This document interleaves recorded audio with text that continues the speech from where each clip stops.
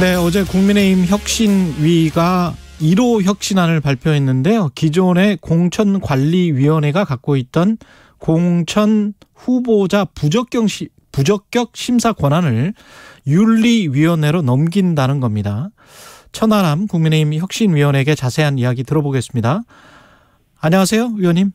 네, 전남 순천의 천하람입니다. 예. 전남 순천에 당협을 위원장 하시고 있다는 말이잖아요. 그죠? 네, 살고도 있습니다. 서울을 자주 오긴 합니다만은.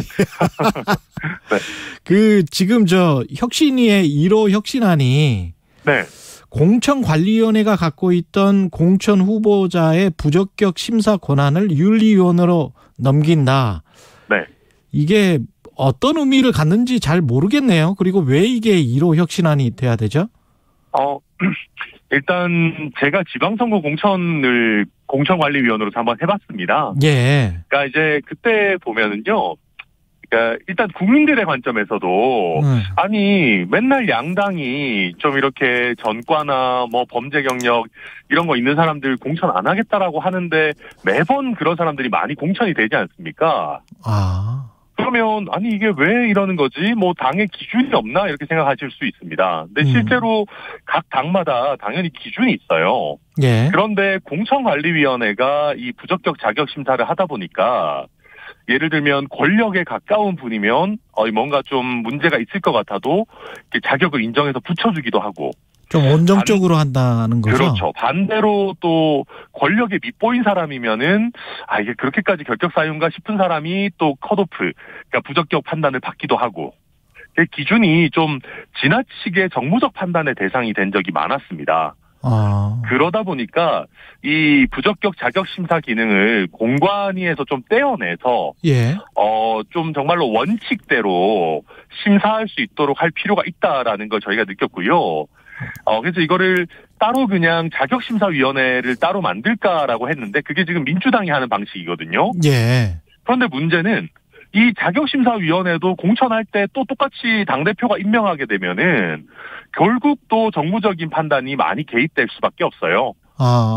그래서 저희가 당대표와 임기를 별도로 하는 독립된 기구에 이런 기능을 주면 좋겠다 했고, 이번에 윤리위가 많이 주목을 받은 김에 윤리위를 명실상부한 저희 당의 제대로 된 사법부로 좀 발전시키면서 이런 자격심사 기능까지 윤리위가 맡으면은, 조금 더 사법적이고 원칙적인 자격심사가 되지 않겠는가 해서 1호 혁신안을 그렇게 구성하게 됐습니다. 그러면 일의 프로세스 진행 절차가 어떻게 되는 거예요? 그러니까 윤리위에서 부적격하다라고 먼저 인정을 하면 그 사람들은 빼고 공관위에서 심사를 하는 겁니까? 나머지 사람들? 네, 그렇습니다. 그리고 저희가 조금 더 구체적인 내용들을 정리하겠지만은, 지금 저희 공천이 보면은 선거 거의 막판에 다 돼가지고 무슨 번갯불에 콩 구워 먹듯이 할 때들이 많습니다. 그러다 보니까 자격심사도 제대로 안 되죠.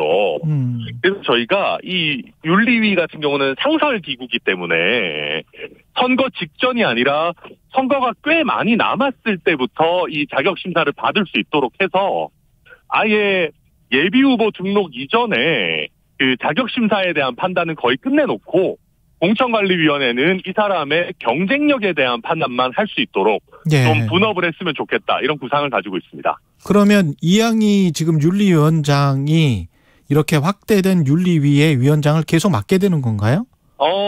저희가 특정인을 염두에 두고 제도를 설정하는 것은 아닙니다만은, 이양희 위원장 같은 경우는 임기가 아마 올해 한 10월 정도로 끝나는 걸로 알고 있습니다. 예. 그래서 저희가 다음 윤리위원장이 임기도 한 3년 정도로 늘려가지고, 조금 다른 형태로, 그리고 윤리위원회 구성 같은 경우도 지금은 그냥 당대표나 윤리위원장이 원하는 사람들이면 누구나 할 수 있도록 하고 있는데, 한 10년 이상 법조 경력이 있는 법조인이나 아니면 뭐 언론인이라든지 교수라든지 이런 식으로 자격 기준을 조금 더 엄격하게 해서 윤리위 자체를 조금 더 권위 있는 강화된 기관으로 만들어야겠다라는 생각도 가지고 있습니다.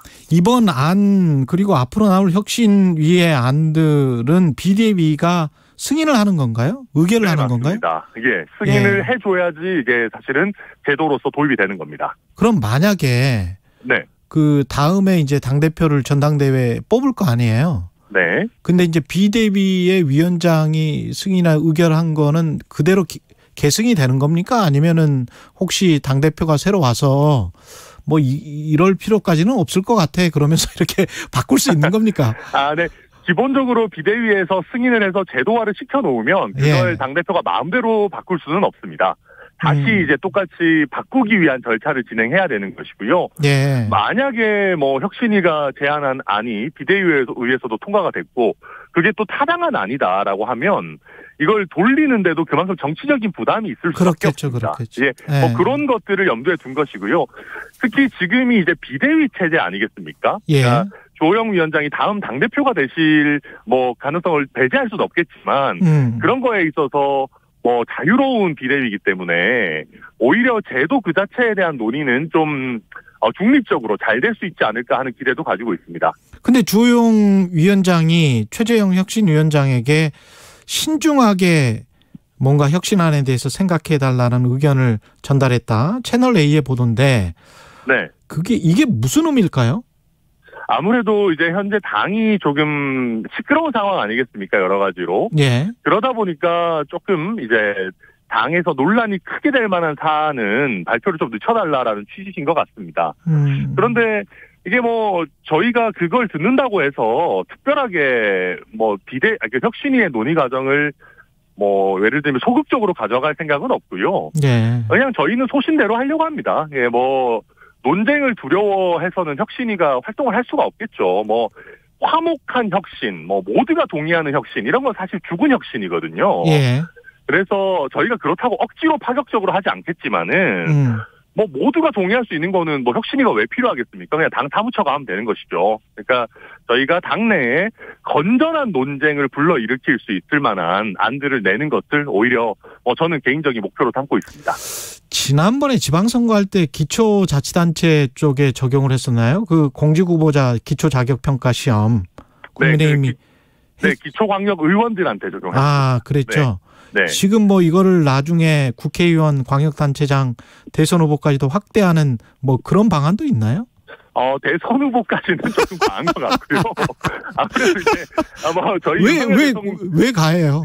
아니 뭐 저희 윤석열 대통령 같은 좀 특수한 케이스도 있지만은 보통 그 대선 후보 정도 되실 정도면 선출직을 여러 차례 하지 않습니까? 그러니까 이제 대선 후보까지는 좀 그렇다 하더라도 뭐 국회의원이나 광역단체장까지 확대하는 방안은 저희가 적극적으로 논의하고 있고요. 지금 저 천하람 위원이 말한 거는 약간 좀 뼈가 있는 것 같은데 윤석열 대통령 같은 특별한 케이스도 있지만 이거는 또 무슨 말이에요? 이렇게 그 이전에 정치 경력 없이 바로 첫 선출직을 대통령으로 하시는 뭐 이렇게 대단한 경우도 있으십니다만은 대체로 대통령을 하시려면 그 전에 이제 선출직을 몇 번 정도는 하지 않겠습니까? 그렇죠. 그러니까 당연히 국민에 의해서 좀 검증이 됐다고 봐야 될 것 같고요. 물론 광역단체장이나 국회의원 같은 경우도 선거에 의해서 검증됐다고 볼 수도 있겠죠. 그렇지만 저희가 PPH가 단순히 시험의 의미가 있는 것이 아니라 저희가 꾸준히 이제 보수교육이라고 하지 않습니까? 재교육 같은 것들을 받고 또 평생교육. 그렇죠. 평생교육을 받고 저희가 그것을 또 시험에 의해서 나름대로 정말 제대로 그 교육을 받았는지를 꾸준히 체크한다라는 의미고요. 특히 이제 저희가 지난번에 지방선거 때는 딱 한 번 치는 그런 시험이라서 다들 부담이 컸었는데 저희가 1년에 한 두세 차례 정도 정례적으로 치고 뭐 한 번 합격하면은 한 2, 3년 정도 유효기간을 주려고 합니다. 그렇다고 한다면은 토플이나 토익처럼 하는 거군요, 이게. 그렇죠. 그리고 또 이게 지금은 초기이기 때문에 뭐 객관식 이런 걸로 하지만 조금씩 이제 그럼 제도가 발전이 되면은 뭐 예를 들면 대면 토론 시험이라든지 뭐 장문이라든지 이런 부분들로 발전도 할 수 있는 거기 때문에 혁신위가 그런 구체적인 시험 방안을 만드는 건 아니지만 이 재교육, 보수교육을 하는 정당이다. 꾸준히 공부하는 정당이다라는 방향으로 나아가는 거는 뭐 필요하다고 생각하고 있습니다. 나쁘지 않은 것 같아요. 근데 그 이준석 전 당대표가 도입한 거라서 비토 정서가 좀 있지 않을까요? 저는 그런데 이거를 뭐 예를 들면 우리가 정책에는 특허가 없다. 이런 얘기들도 하지 않습니까? 그러니까 뭐 예를 들면 좋은 아이디어인데 이준석 대표가 했던 거기 때문에 안 한다. 아니 무슨 이준석 대표가 볼드모트는 아니잖아요. 그러니까 아니 뭐 좋은 아이디어면 누가 냈든지 간에 계속 할 수도 있는 것이고 반대로 이준석 대표가 냈던 아이디어라고 해도 안 좋은 거면 과감하게 폐기도 할 수 있는 거기 때문에 저희는 이게 뭐 이준석 대표와의 연관성 이런 부분은 솔직히 별로 생각하고 있지 않습니다. 혹시 지금 윤리위에서 이준석 전 대표에 관해서 또다시 징계할 가능성은 어떻게 보십니까? 저는 그런 가능성은 좀 낮다고 생각합니다만은 어제 보니까 권은희 의원에 대해서도 징계 게시를 했더라고요. 아, 징계 게시를 했죠? 네. 예. 권은희 의원에 대해서 징계 게시를 한 사유들을 보니까 내부 총질 문자에 대해서 용산 시대인 줄 알았는데 경복궁 시대가 됐다. 그리고 경찰국이라든지 이상민 장관에 관해서 이렇게 탄핵 의견 이런 것들을 얘기했던 것 같은데. 예. 저는 이런 윤리위의 결정이 굉장히 잘못됐다고 생각합니다. 굉장히 잘못됐다? 네, 네. 이거는 지금 보면 정치인의 발언에 대해서 제재한다라는 것 아니겠습니까? 그렇죠. 저희가 과거에 금태섭 의원이 민주당에서 당론 이탈 때문에 사실상 징계 같은 걸 받을 때 저희 당에서 민주주의 없는 민주당이라고 얼마나 비판을 했었습니까? 그랬죠. 예. 저도 권은희 의원이 여당 의원으로서 저희 국무위원에게 탄핵을 언급하고 경찰국에 찬성하고 반대하고 이런 것들이 좋아 보이지는 않습니다만은 그렇다고 해서 이걸 과연 징계까지 할 일인가? 저는 우리 당이 입만 열면 자유를 부르짖는 정당 아니겠습니까? 특히 예. 또 저희 대통령께서도 굉장히 자유를 강조하고 계시고 저는 이런 윤리위의 결정을 보면 윤리위가 오히려 반윤 아닌가. 우리 윤석열 대통령의 자유중시 기조에서 벗어나 있는 윤리위부터 오히려 저는 바로잡아야 된다고 생각합니다. 이준석 전 대표는 어떻게 생각하세요? 천하람 위원 생각에는 돌아올 수 있습니까? 아니면은 이준석 전 대표와 국민의힘과의 인연은 이걸로 끝입니까? 모든 것은 다 당원과 국민들의 의사에 달린 것 아니겠습니까? 뻔한 얘기지만은. 예. 저는 우리 국민들께서, 지금 국민의힘의 주류가, 과연 국가를 위해서 좋은가라는 판단을 하실 거라고 생각하고요. 그러니까 이준석이라는 인물에 대한 판단도 마찬가지일 겁니다. 그러니까 이준석이라는 인물이 모든 것이 완벽한 것은 아니겠지만은, 이 사람이 국민의힘에 필요하다라고 하는 당원과 국민들의 의사가 과반을 넘어간다면은 또 돌아올 수 있겠죠. 당이라는 것이 계속해서 어떤 구성원과 또 방향성을 바꿔가면서 100년 이상씩 좋은 톡하고 그러는 예들이 많기 때문에 예. 결국은 모든 것은 다 국민들의 판단의 문제라고 생각합니다. 지금 말씀하신 지금 국민의힘의 주류라고 하면 이준석 전 당대표를 제외한 당내 중진 의원들 중에서 당대표에 출마할 가능성이 거론되는 그런 의원들을 말씀하시는 거죠? 네, 그렇습니다. 예, 그분들이 주류라는 것이고 그렇게 가는 게 국민들한테 어떤 판단을 받을 것인가에 관해서는 좀 당원들이 생각을 해봐야 된다. 그런 말씀이시네요. 네, 모든 것은 다 배를 띄우는 것 이런 거 다 우리 민심 뻔한 얘기지만은 예. 만약에 이준석 대표가 당원들의 다수 국민들의 다수의 지지를 받는다면 당대표로서 복귀하는 게 과연 불가능하겠습니까? 기술적으로 출마를 못하게 한두 번은 막을 수 있겠지만 글쎄요, 그걸 영원히 할 수 있을지 저는 의문입니다. 아니 근데 지금 당장 전주의 비대위원이 그런 비슷한 말 1월 말 2월 초에 새 지도부를 구성해도 못 나온다. 왜냐하면 후보 등록일이 그때가 아닐 것이기 때문에 12월 정도일 것이고 그렇게 되면은 징계 기간 안에 있기 때문에 못 나오면 2년 동안 공백이 있으면 그게 되나요? 네, 저도 당장 다음 전당대회에 나올 수 있을지 여부는 모르겠습니다. 제가 예. 기술적으로 한두 번은 막을 수 있다라는 것도 그런 취지고요. 예. 그런데 이준석 대표가 건강관리를 얼마나 잘하는지는 모르겠지만 앞으로 정치를 할 나날들이 많이 남았지 않겠습니까? 그렇죠. 그래서 예. 당장 1, 2년 내에 복귀를 못한다고 하더라도 분명히 이준석 대표의 역할이 기대된다면은 만약에 이제 국민들에 의해서 당원들에 의해서 이준석이 필요하다라는 판단을 받는다면은 저는 그 이후에라도 복귀할 가능성은 없는 것은 아니다. 그렇게 생각합니다. 여기까지 듣겠습니다. 천하람 국민의힘 혁신위원회였습니다. 고맙습니다. 네, 감사합니다.